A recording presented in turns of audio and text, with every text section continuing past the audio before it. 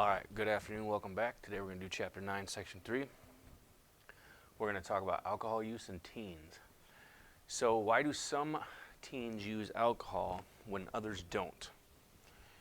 Studies show that most teens do not use alcohol. Regardless of what anybody tells you, the mass majority of teenagers do not drink. They do not use alcohol. They do not partake. Why then do some teens use alcohol when they know it is harmful to their health and illegal? All right, first, alcohol in the media. In television commercials and movies, using alcohol is often made to look fun and exciting. You rarely ever see in commercials or movies where the alcohol use happens and then you see somebody who actually has a consequence for what has happened to them. So that's the issue. There are many consequences to using alcohol, none of which are typically shown in the media, unless you see some commercials that are going against alcohol use, although you don't see those too often. The people in the ads look young and attractive and are placed there to sell the product, not to inform you on the harmful effects. So, you watch a commercial, the people look like they're having a great time, they're nice looking people, typically stuff like that, and then you don't see any adverse effects or any negative effects. So it looks like it's a good thing to do when it's not. All right, peer pressure. Negative peer pressure is one of the main reasons why some teens use alcohol. It's actually the main reason. It isn't that it is one of the main reasons. It is the typical main reason why some people get involved in alcohol.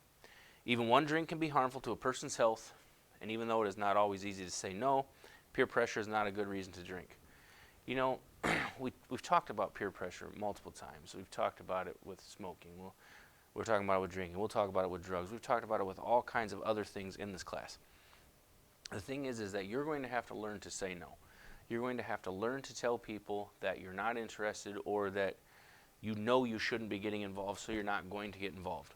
You'd be surprised how many times people don't say no because they think something's going to happen or something bad's going to happen, like lose friends, when in reality they're not the only ones with the idea that it's not a good idea. Many teens do not realize that using alcohol can kill them. You drink too much alcohol, you can get alcohol poisoning, you can die.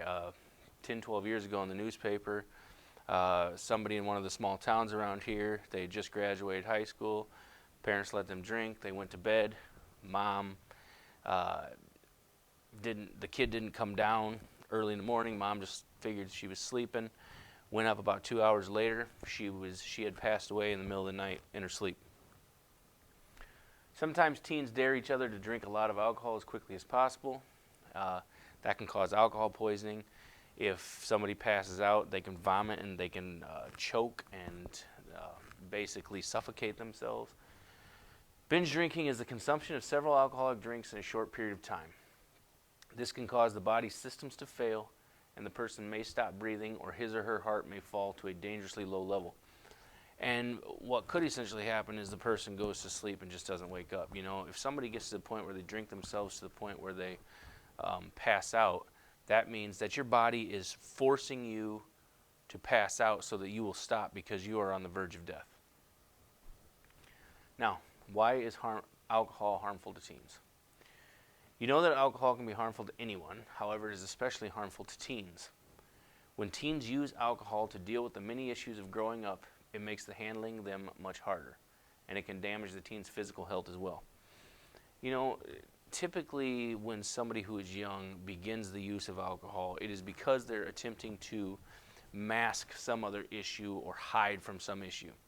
The problem with that is if you mask the issue, you're not really making the issue go away. So you're not actually solving the problem, but what you're doing instead is just simply hiding it for the time being.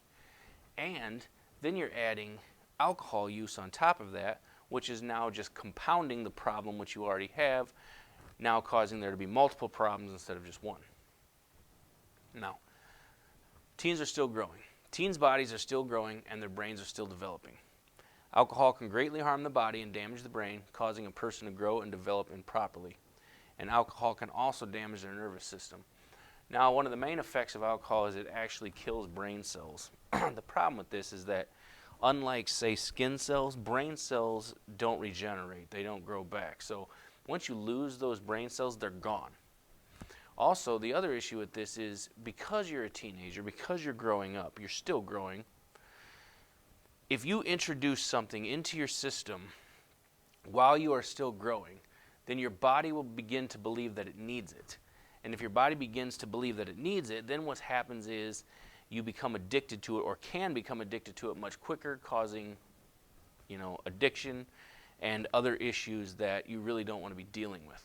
Because if you become addicted, then now it turns into a lifelong issue.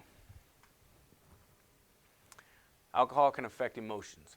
The teen years bring many emotional changes, and sometimes teens have trouble dealing with their emotions.